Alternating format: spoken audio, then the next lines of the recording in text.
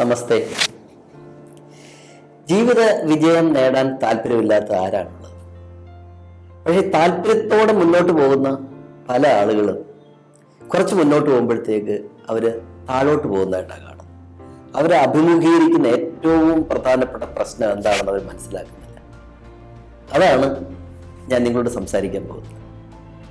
അടിസ്ഥാനപരമായി ഒരാളുടെ വീഴ്ചയ്ക്ക് കാരണം എനർജിയാണ്. അയാൾ എന്ത് ലക്ഷ്യം വെക്കുന്നു അത് സാക്ഷാത്കരിക്കാൻ പര്യാപ്തമായ ഊർജം അയാൾക്ക് ലഭിക്കാതെ പോകും. ശാസ്ത്രീയമായി പറയുകയാണെങ്കിൽ മനുഷ്യ ശരീരം എന്ന് പറയുന്നത് വിവിധ സാധ്യതകളുള്ളതാണ്. ഉദാഹരണമായി ഊർജം സ്വീകരിക്കാൻ, ഊർജത്തെ ഡൈജസ്റ്റ് ചെയ്യാൻ, അത് ഉപയോഗിച്ച് കഴിഞ്ഞിട്ടുള്ള എനർജിയെ, യൂസ്ഡപ്പ് എനർജി, അതിനെ പുറന്തള്ളാനുള്ള കഴിവ്, ബാക്കി മിച്ചം വരുന്നതിനെ സ്റ്റോർ ചെയ്യാനുള്ള ശേഷി, അത് പലപ്പോഴായി പ്രയോജനപ്പെടുത്തി മുന്നേറാനുള്ള കഴിവ്, ഇതെല്ലാം മനുഷ്യർക്ക് സ്വതസിദ്ധമായിട്ടുള്ളതാണ്. എന്നാൽ ഈ പ്രോസസ്സിൽ സ്വീകരിക്കാനുള്ള ശേഷി കുറഞ്ഞു പോവുക, അതല്ലെങ്കിൽ അത് ശരിയായിട്ടെടുത്ത് ഡൈജസ്റ്റ് ചെയ്ത് പ്രോസസ് ചെയ്ത് അസിമുലേറ്റ് ചെയ്യാനുള്ള കപ്പാസിറ്റി കുറഞ്ഞു പോവുക, അതുമല്ലെങ്കിൽ നമ്മുടെ ശരീരത്തിൽ സ്വരൂപിക്കാനുള്ളതായ, സ്റ്റോറപ്പ് ചെയ്യാനുള്ളതായ ശേഷി നഷ്ടപ്പെട്ടു പോവുക, അതുമല്ലെങ്കിൽ എനർജി ഉപയോഗിച്ച് കഴിഞ്ഞ് മലീനസമായി വരുന്ന എനർജിയെ റിലീസ് ചെയ്യാനുള്ള, പുറന്തള്ളി കളയാനുള്ള ശേഷി കുറഞ്ഞു പോവുക. ഇതൊക്കെയാണ് പൊതുവെ മനുഷ്യന് വരുന്ന പ്രശ്നങ്ങൾ. ഇത് ഓരോന്നും നമുക്ക് എടുത്തു നോക്കാം. നമ്മുടെ ഒരു പാത്രം എടുക്കുക, ആ പാത്രത്തില് ശരിയായ സൈസ് ഇല്ലെങ്കിൽ അതിൽ വളരെ കുറച്ച് മാത്രമേ സ്റ്റോർ ചെയ്യാൻ പറ്റത്തുള്ളൂ. അതുപോലെ തന്നെ ഒരു പാത്രം മലീനസമാണെങ്കിൽ അതിൽ നല്ല സാധനങ്ങൾ നമുക്ക് സ്റ്റോർ ചെയ്യാൻ സാധിക്കത്തില്ല. ഒരു വെസൽ, ഒരു പാത്രം, ആ പാത്രം എന്താണ് സ്റ്റോർ ചെയ്യേണ്ടതിന് പര്യാപ്തമായിട്ടുള്ള സംവിധാനങ്ങൾ അതിനില്ലെങ്കിൽ അതും പ്രശ്നങ്ങൾ ഉണ്ടാക്കും. ഇങ്ങനെ ഓരോ ഭാഗങ്ങൾ നമ്മൾ എടുത്തു നോക്കുക. നമ്മൾ സ്വീകരിക്കുന്ന എനർജി സ്വീകരിക്കാനുള്ള ശേഷി എങ്ങനെ കൂട്ടിയെടുക്കാം എന്ന് നമുക്ക് നോക്കണം.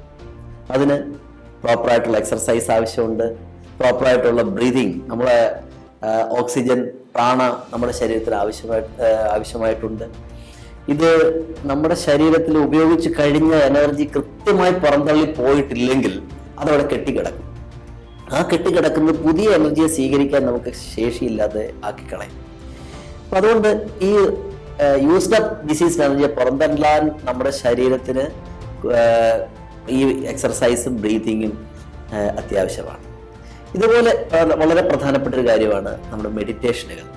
മെഡിറ്റേഷൻ എന്താണ്? നമ്മൾ ചെയ്തുകൊണ്ടിരിക്കുന്ന ഈ ചിന്തകൾ, അതുമായി ബന്ധപ്പെട്ട ഇമോഷൻസ്, ഇതൊക്കെ കുറച്ച് നേരത്തേക്ക് സ്റ്റോപ്പ് ചെയ്യാം. അപ്പോൾ എന്ത് ചെയ്യാൻ പറ്റും? നമ്മുടെ ഇമോഷൻസും തോട്ട്സും അതുവഴി നമ്മൾ ഉണ്ടാക്കിയെടുത്ത ഫാന്റസി എല്ലാം കുറേശ്ശെ റിലീസായി എക്സ്റ്റേണലൈസ് ചെയ്യും. ഇത് എക്സ്റ്റേണലൈസ് ചെയ്യുമ്പോഴത്തേക്ക് നമ്മുടെ മൈൻഡ് ഫ്രീ ആവും, റിലാക്സ്ഡ് ആവും. പുതിയ ചിന്തകളെ നമുക്ക് വെൽക്കം ചെയ്യാൻ സാധിക്കും. പുതിയ ശീലങ്ങൾക്ക് നമുക്ക് തുടക്കം കുറിക്കാം. നല്ല ആശയങ്ങളെ മനസ്സിലേക്ക് കിട്ടിക്കഴിയുമ്പോഴത്തേക്ക് അതിനെ പരിപോഷിപ്പിച്ച് നല്ല ലക്ഷ്യങ്ങളിലേക്ക് അതിനെ നയിക്കാൻ സാധിക്കും. ഇത് വിവിധങ്ങളായിട്ടുള്ള ആശയങ്ങളെ തമ്മിൽ ബന്ധിപ്പിച്ചുകൊണ്ട് നമുക്ക് ഉയരങ്ങളിലേക്ക് പോകാൻ സാധിക്കും. അതുകൊണ്ട് ഈ മെഡിറ്റേഷൻ വളരെ പ്രധാനപ്പെട്ടതാണ്.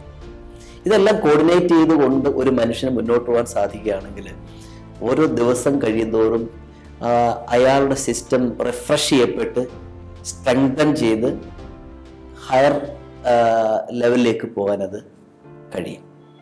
നമുക്കറിയാം E=mc². എനർജി എന്ന് പറഞ്ഞാൽ mass into velocity of light എന്നുള്ളതാണ്. 3 × 10⁸. നമ്മൾ സ്കൂളിലൊക്കെ പഠിച്ചിട്ടുള്ളതാണ്. അപ്പോൾ ഏതൊരു സാധനവും ഒരേ സമയം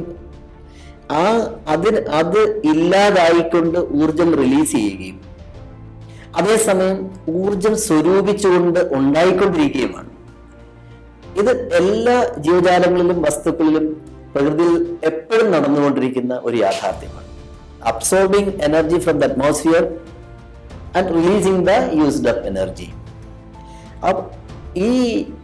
അതേസമയം ഒരു ഊർജത്തെ നാം സ്വീകരിച്ചിട്ട് അത് അതാതിൻ്റെതാക്കി മാറ്റി തനിമയോടെ റിലീസ് ചെയ്യുകയും ചെയ്യുന്നുണ്ട്, പുറന്തള്ളുകയും ചെയ്യുന്നുണ്ട്. ഒരു മനുഷ്യൻ ശരിക്കും എന്താണെന്ന് ചോദിച്ചാൽ അയാൾ അടങ്ങിയിരിക്കുന്ന ഊർജം ആണ് അയാൾ എന്ന് നമുക്ക് പറയാം. അതെപ്പോഴും അയാൾ പുറത്തേക്ക് പരിലസിപ്പിച്ചുകൊണ്ടേയിരിക്കും, വിന്യസിപ്പിച്ചുകൊണ്ടേയിരിക്കും. അതാണ് ശരിക്കും അയാൾ.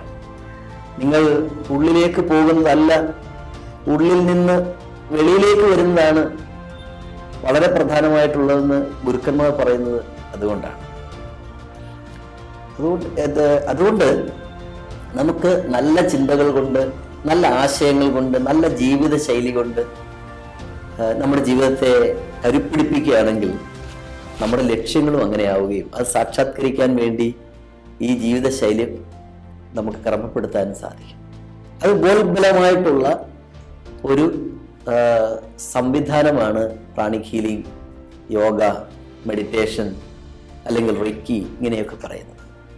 പ്രാണിക് ഹീലിംഗിൽ തീർച്ചയായിട്ടും പ്രാണയെ എങ്ങനെ സ്വീകരിക്കാമെന്നും ആ എടുത്ത ആ പ്രാണയ ശരീരം എങ്ങനെയാണ് അബ്സോർബ് ചെയ്ത് അത് വിവിധ ഘടകങ്ങളായി ബോഡി അബ്സോർബ് ചെയ്യുന്നു എന്നുള്ളതും ഉപയോഗിച്ച് കഴിഞ്ഞത് മലീനസമായത് എങ്ങനെയാണ് പുറന്തള്ളി കളയുന്നതെന്നും എന്നുള്ള ആ സംവിധാനത്തെക്കുറിച്ച് മനസ്സിലാക്കുകയാണ് നമ്മൾ. സ്വാഭാവികമായിട്ടും ആ ശാസ്ത്രം നമ്മൾ മനസ്സിലാക്കി കഴിഞ്ഞാൽ അതനുസരിച്ച് നമ്മുടെ ജീവിതം ക്രമീകരിക്കപ്പെടുകയും നമ്മുടെ ഉദ്ദേശ ലക്ഷ്യങ്ങൾ അതുവഴി സാക്ഷാത്കരിക്കാനും സാധിക്കും.